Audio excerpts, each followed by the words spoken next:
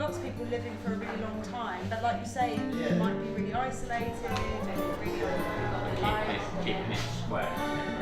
Yes. My granddad was the first.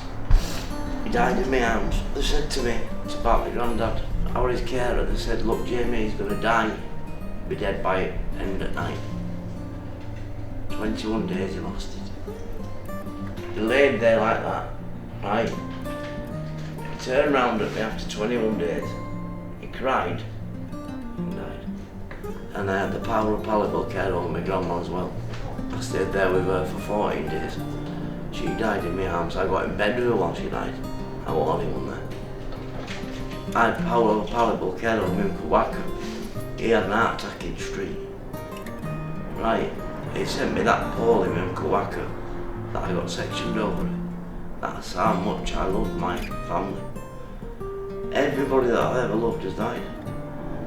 We got passed from pillar to post. I mean, the things I've seen and been through, I don't think you'd be able to ever put in your book.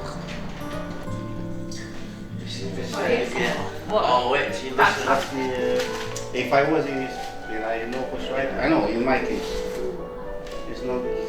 I think if you believe, you feel peace. Yeah. You know, you feel peace about with life. You know, because you believe. You know, you believe about heaven, about hell. Heaven, hell. Yeah, about this. I believe that. You know, because we don't come here in the life without nothing. You know, without. Believe. Just believe, yeah. It's jungle, like life. This is, you know, this like life. Who is stronger, who is not strong. And a good point is, if I leave some bank, not paying the bank, it's a joke. My suggestion, my kids to be, I encourage them to be strong. You don't worry. I'm gonna watch over. You put some imagination to work on. I'm gonna be there all the time. Just look at the moon on this star. You see, this is me. When it's happening. I say, when it's gonna happen, you throw a party, not a crying stuff. You just make a big party because I enjoy life. I was not crying. Yeah, I would make a party. You understand? Hi, I'm David Tovey. I'm an artist, an educator, arts activist. I also run a company, co-run it with the most amazing group of people, and that's called Arts and Homelessness International, where we advocate for arts being part of a support structure for anyone coming out of homelessness. That's probably the best way to describe myself. Plan for today was to get people creating, really. That's for me, that's the most important thing. I know there's an overall theme, but for me it was that engagement first of all, getting people making in a space, creating conversation, laughter, joy, and that's all we had today, was this like laughter, this joy, and taking people outside their comfort zone to make paper flowers, right? Who would have think that homeless people would make paper flowers? But they do, right? Because it's one of the most tactile, simple, beautiful things to make, as we can see behind us, and they know that they will go on to be made into some sort of picture, artwork, whatever we choose, or they choose for it to be.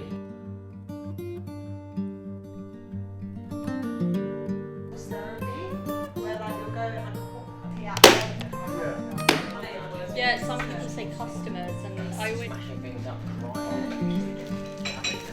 Hello, I'm Emma. I'm the Community Engagement Manager at Royal Trinity Hospice, and I've been working on this project with King George's Hostel and David Tovey for quite a few months now. Today is our September workshop, and so this is the final workshop we're doing here at the hostel itself. Next time we're going to get all hands on deck, pull everything together, and we're using the Abbey Centre, which is just down the road from here, for that. The project came around through some funding that we got from Hospice UK to do an arts-based project to spark conversations around death, dying and loss. And the reason that we decided to partner with King George's Hostel is because we'd already done a little bit of work with them in terms of clinical support for residents here, so our nursing team coming into the hostel and supporting people who were palliative. And we just thought it was a really amazing opportunity to continue to build those links with the hostel. We know that people who are living in hostels and people experiencing homelessness face a lot of barriers to care, and to palliative care in particular. And we wanted to use this opportunity as a way of building trust, building understanding, raising awareness about what the hospice does, so that if residents do ever need us, they know where to find us, they know what we can offer them, and they feel comfortable to contact us, comfortable to have those conversations with us. So it's been a really amazing opportunity to get to know people here at the hostel, and for them to get to know us a little bit as well.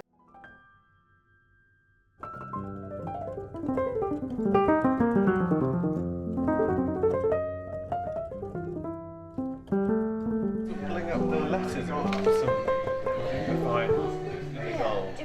If you do the outline, which is shining in it. Just the outline. Yeah, Just just the that. outline. We can try. We can put some. These, so we've got the blue ones on the top, which represent the males, and this goes to the average age of deaths on the street, one are homeless. And then we've got the pink ones over here, which will go on the inner side for the young ladies that die on the streets, and they are young, so it only goes up to 42, and that's the average age, which is absolutely unbelievable really when you think about it. And seeing it's World Homeless Day today, it's a very apt day to be doing it on. It's quite heartbreaking really, isn't it? And we know that numbers are still going up, and we'll do quite a while yet, I think.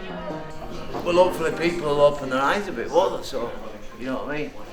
So, I mean, and just know that homeless people are just human beings the same as anybody else, you know what I mean? People do it because they're broken. And that's that, you know what I mean? I don't want to, you know, nobody wants to pass away and die.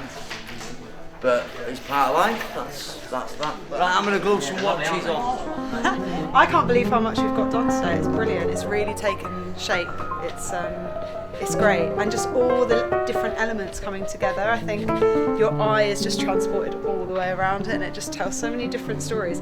And hopefully everyone that looks at it is going to take away something a little bit different from it as well, which I think is really nice. Very lively. Again, that life, that life word. Oh my god, it's brilliant. It's like literally genius, guys. Wow.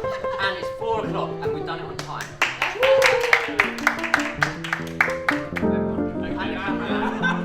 That's a wrap!